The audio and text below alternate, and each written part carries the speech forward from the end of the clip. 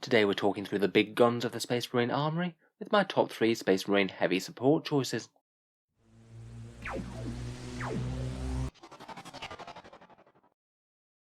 Hello and welcome back to Auspex Tactics, the strategy focused 40k channel, where today we're talking Space Marines and some of the heftiest firepower that the Adeptus Astartes can bring to bear. Today we're going to focus on the heavy support section. I'm not going to be going through every single choice in this one, but mainly focus on the top 3 choices that I think are the most competitive right now. Though first I'll give a few honourable mentions to a few of the others that I think are worth noting. I thought we'd just talk about why the units are strong, what sort of niche they fill within the faction, and roughly how I think about using them if I was using them in-game myself. So before we get into my top 3 then, let's talk through a few of the other selections in the heavy support, and what makes me think they're interesting. So first up, I thought we'd start with a few of the honourable mentions of the Space Marine heavy support choices that I think are interesting. First up, we have the Humble Whirlwind, 125 points for some fairly underwhelming artillery damage, that basically I think are still worth consideration for certain armies just because of their excellent suppression fire stratagem.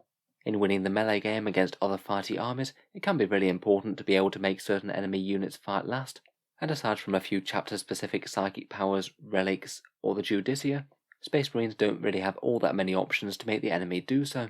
Occasionally I have seen these being used by armies like White Scars, Black Templars, or Blood Angels, just to be able to target an enemy unit and guarantee that they're not going to be able to interrupt you and ruin your plan for your charge phase. I still feel that they're perhaps just a little bit on the pricey side even for this role though. Don't get me wrong, it ignores line of sight firepower is useful, and stopping an enemy unit from interrupting can make the difference between you winning or losing a fight phase, but still 125 points is quite a lot to pay for that ability. You will get quite a lot of other threats for that cost. Next up we have the Sikaran Arcus, maybe a bit more of a niche choice for most because it's Forge World, but I'd certainly say it's a very competitive Space Marine heavy support choice in its own right. This thing's 170 points and basically does the ignores line of sight thing that the Whirlwind does a fair bit better, while also being a really quite meaty tank to hold down backfield objectives. Its Arcus multi-launchers are heavy 2d6, strength 6, AP-1 and damage 2. Still really quite underwhelming for a tank of its size I think, but at least with that many shots and a bit of AP and extra damage, there's a pretty good chance that you're at least going to inflict some damage on your target each time you shoot. I'll be wanting to use it on my opponent's most fragile, highest damage unit each turn, things that might be hidden out of line of sight, or to whittle down anything that's badly injured and the rest of your army can't reach, where literally the difference between a few extra shots might be a really big difference for whether or not your opponent scores objectives or is able to function with a depleted unit next turn. I feel like it's a lot more justifiable than the Whirlwind for the role, as it's really quite a meaty and fast tank as well. A massive 14 wounds with a 2+ armor save is going to take a fair amount of fire to shift, and I feel like your opponent's just not going to want to dedicate the firepower to it compared with your other threats. It means it can be quite a good bit of artillery that can just sit around all game long. Next up, I thought I'd mention the Hellblasters, which don't get me wrong, I don't think are particularly competitive. They very rarely see any sort of play in top tournament lists. I just think maybe their Assault Plasma Incinerator is a little bit of an underrated choice. For 33-point models, they do put out a fair amount of shots at strength 6 with very decent AP, and it can be quite relevant against certain meta targets. They're very nice at killing Death Guard infantry, who don't care about the 2 damage at all, so you don't need to overcharge them. Strength 6 and good AP can be pretty good against Skitarii infantry, or things like Admech Planes and Iron Striders. They do tend to be a bit on the suicidal side if you do overcharge them though, even with Captain rerolls nearby, and they're still really quite pricey for their defensive profile. Definitely a unit that could afford to be dropped a few points, but maybe could have some niche applications. Finally, before we get into my favourite 3, I thought I'd just touch on the Gladiator Valiant and Reaper. As Space Marine tanks go right now, I think they're some of the best. Fairly fast, pretty good firepower, and pretty decent survivability with toughness 8 and 12 wounds. I think that these guys might be given quite a lot more of a look if they weren't competing with things like Relic Contemptors and Redemptor Dreadnoughts. With the core keyword for rerolls, they just seem to do the gun platform thing a little bit better than the Space Marine tanks right now. If you're not planning to support them with characters and things though, then I really don't think that these guys are all that far behind. So let's get into my top 3 choices now, how they work, why they're good, and how I'd use them in game. The first, I'm sure to no one's surprise whatsoever, are the Eradicators. A bit of a meme unit when they came out at the start of 9th edition, just ridiculously off the power curve for most firepower that factions got, though they were slapped with a 5-point nerf, which has brought them a bit more in line with the rest of the Space Marine units. Still though, if all you're looking for is just the absolute maximal firepower to melt enemy tanks and vehicles, they pretty much are the best in the codex, at least in terms of a points invested to the amount of damage that you get out ratio. If you can manage to get a squad with the standard melter rifles within half range and a 135 point unit, it deals on average a whopping 15 wounds to a toughness 7 vehicle. Obviously delivering them there is the main challenge. They are pretty slow, though at least they're relatively tough and they can use transhuman physiology and have the infantry keyword to interact well with terrain. Delivering them to actually use their firepower is maybe the main problem with the Eradicators, as is perhaps that they just tend to be really quite monotask. You really don't want to have too many of them in the army, otherwise you're just going to be really quite good at killing tanks at close range and not going to be able to deal with other things like infantry. Generally, if I were taking them, I'd be taking them in minimum sized squads. I think units of 3 are best to get round their rule of not being able to split fire, meaning I'd much rather have 2 small units of Eradicators standing next to each other rather than one big squad. I think that the multi-melter really is a pretty reasonable boost to the unit, particularly in any chapter that can move and shoot for no penalty, though to be honest it adds a decent amount of firepower even if you're planning on moving with the squad each turn. 4 melter shots out of a single model really is pretty hefty, even if some of the time they might be hitting on force. For the most part, I typically take the standard melter rifle over the heavy melter rifle. I think the heavy one is only potentially worth the upgrade if you do have a chapter that can move and shoot for no penalty, maybe Ultramarines when they reach their tactical doctrine, or Iron Hands turn 1. Generally though, I think that the standard one is kind of fine, and it's nice to have the option of advancing and shooting if they have literally no other targets unless they do so. In game, I'd be most likely to take 1 or 2 small squads of 3-man Eradicators, maybe consider putting 1 in strategic reserve for a pop-up anti-tank threat that can melt something important turn 2, or potentially even playing a little bit cagey within your own deployment zone, and when your opponent moves forward with anything nasty, they can hopefully step out and double tap away. I feel they're really quite a nice unit for punishing enemy units advancing. I guess in theory you could run a few big squads and make some sort of weird Eradicator gun line. People did seem to do it with Salamanders in early 9th edition, though currently I don't think that this is anywhere near as viable. Still though, certainly a solid heavy support. Maybe one of the main things to consider them against are attack bikes. Their firepower and defense isn't quite as efficient, but they're much so they might well get in at melter range that bit easier. My second choice for my top 3 heavy supports are Devastators in a drop pod, in particular mainly grav cannons, maybe with a multi-melter or 2 thrown in. These guys certainly do seem to be seeing a bit of play as a hefty Space Marine Alpha Strike, being one of the few units that can just pop up turn 1 if they need to, and hopefully delete the enemy's most important thing that you need dead. I would say though that they're a unit that's a bit better in certain chapters than others, in particular Iron Hands. They ignore the penalty for moving and firing with heavy weapons and also get reroll 1s. Those Space Wolves can be pretty good with them as well. They have a stratagem to ignore modifiers. Maybe in Ultramarines as well, with a bunch of grav cannons and a character with Seal of Oath. Generally for the unit, I feel that grav cannons really are quite efficient firepower. Strength 5 good AP and damage 2 against hard targets does mean that they should worry virtually everything that they fire against. I see them as the default to equip the Devastator squad with, but you can maybe mix in 1 or 2 multi-melters as well to give them a bit more flexibility against tanks.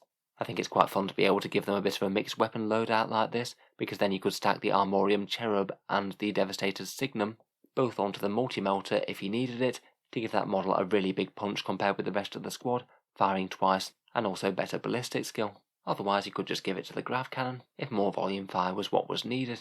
Typically I'd be looking to make the drop pod worth it by including 2 Devastator squads like this within the same drop pod, and go with the plan to drop turn 1 unless there's a specific thing that you can think to do better with them, and basically try and flatten the one enemy unit that you think is going to be most important to winning the battle as a whole. By having a single heavy hitting drop pod of death like this, it does give you the option of making a big tactical decision as to what thing needs to die the most, and if you choose the right target and manage to bring it down, it might well be the difference between victory and defeat. Ideally, you might well be able to drop onto a midfield objective and potentially within aura range of 1 or more characters. It can be a good way to meet a marine character up the board, and hopefully make use of things like captain or lieutenant reroll auras. When they're down on the board, they are kind of fragile for the amount of points invested, so I'd certainly not be expecting them to stick around too long. If they get to fire on any other turns after the first, I'd either treat it as good fortune, unless you're somehow able to do something clever with terrain, maybe allow them to get line of sight on their chosen target, but don't let them get shot down in return. For me, I'd say though that the more traditional gunline version of Devastators, things like missile launchers and las cannons all ranked up, just doesn't seem to be the most efficient Space Marine anti-tank right now, not when you're comparing with the sheer amount of melter death that things like Eradicators or attack bikes can unleash. Finally, last but by no means least, my third choice for the top 3 Space Marine heavy support are the Eliminators. These guys got dropped down a crazy amount from 30 points all the way down to 25, and are now at 75 points per squad, are an incredibly cheap and really usable unit of skirmishing infantry.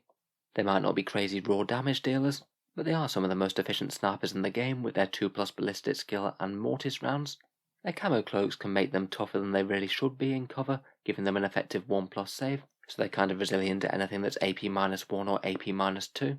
And additionally, really quite a lot of chapters can get some serious extra benefits with them. Say Raven Guard giving them +1 to wound against characters, Iron Hands allowing them to move and shoot turn 1 plus extra survivability, or even Imperial Fists giving them exploding 6s with those bolt snipers. Perhaps their main weakness for their main sniper role is that characters can be a bit easier to hide or protect in 9th, either via just hiding them behind terrain, or using things like bodyguard rules to defend them. I'd say their damage output is kind of okay, though certainly nothing special against non-character models, but not too bad for the additional utility that the squad can bring. For loadout, I'd certainly take the bolt snipers over the las fusils. I'm afraid that even with their cheaper cost, I just don't think that las fusils are anywhere near balanced against things like Eradicators or attack bikes.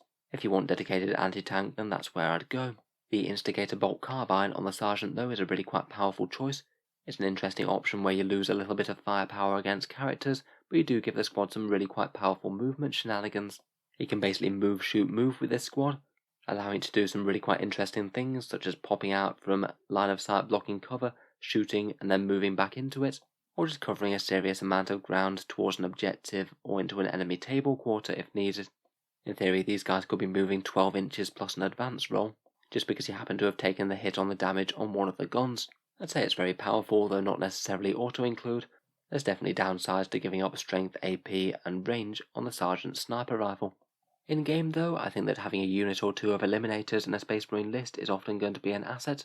They can fulfill a very similar battlefield role to things like Infiltrators and Incursors without really costing all that much more points per model than them. It's quite nice that they only cost 75 points for forward deployment shenanigans. You could potentially screen out enemy units, potentially hold down objectives in light cover while being quite tough while doing so with camo cloaks, and as they're only 75 points for the squad, they're really quite cheap for doing actions as well. It's quite nice that you can play them very differently depending on what you're facing. So those are my top 3 heavy support choices for Codex Space Marines, though as always please let me know if you think I've underrated any of the others. I thought we'd finish up though just by touching on these two, the Relic Contemptor with the Volkite Culverins and the Redemptor Dreadnought, who despite being in the Elite's choice I think are really some of the biggest firepower choices in the Space Marine Codex. I have done videos on the past on these two, so feel free to search them up if you'd like to, but it is kind of weird that how between Duty Eternal and the core keyword, these guys basically do the jobs of gun tanks far better than tanks. Nice generalist firepower that's pretty much always going to be relevant against the enemy, and the Redemptor gets the bonus of some pretty hefty countercharge threat as well if you do happen to get too close. I guess I just kind of find it hard to make a video about Space Marine fire support without mentioning these guys. So let me know what you think down in the comments below. Hopefully I might look at going through a few of the other Force Organisation slots for Space Marines, and maybe some of the other codexes as well. Let me know if there's anything in particular that you'd like to see. If you'd like to see more 40k stuff like this, feel free to subscribe to Auspex Tactics, where I'll certainly keep the regular 40k videos coming. Finally, if you have been enjoying the videos on the channel, I would just like to mention that Auspex Tactics does have a Patreon page, and you can find that down in the video description. Making all these videos every day does take a fair amount of time, and if you are enjoying regularly, then any support is enormously appreciated. Channel patrons do get a fair few advantages, including seeing certain videos early, regular votes to see what sort of things happen next on the channel, and automatic entry into the regular prize giveaways with the chance to win some really big model kits each month. If any of that sounds good to you, or you'd just like to help support, then the link is down in the video description. In any case, a massive thank you for listening, and I'll hope to see you guys next time.